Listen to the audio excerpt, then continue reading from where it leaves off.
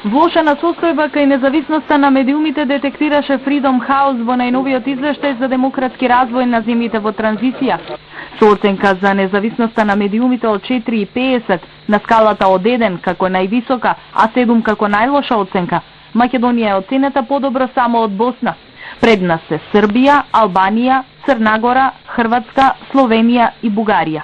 Генералниот демократски амбиент е оценет со 3,82, што е влошена бројка во однос на ланската оценка за демократијата од 3,79, што бил исто така подпросечен скор.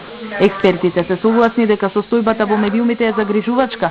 Во Македонскиот институт за медиуми, кој што денеска со соработка со УНЕСКО отвори нова катедра за магистарски студии за медиуми, диалог и заемно разбирање, сметаат дека специјализираното образование ќе помогне во надминување на состојбите.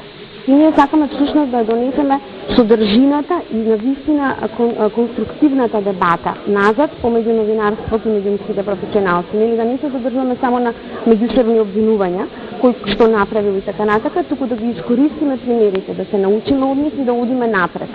Проблемите во медиумите се повеќе слојни, но главно треба да се одвои интересот на јавноста од интересите на собствениците или некои други центри на моќ. Кога се работи за кризи, за политички моменти, тогаш медиумите ги истакнуваат во прв ред некакви други интереси, можеби политички, можеби комерцијални, можеби други лични интереси на собствениците на медиумите, бидејќи нели политиката влијае во медиумите и сето тоа создава еден вид на стереотипизација во општеството, нормално и во известувањето во медиумите. Оценката на Freedom House доаѓа во турбулентно време на новинарството во Македонија, неизвестна судбина на неколку медиуми во земјава.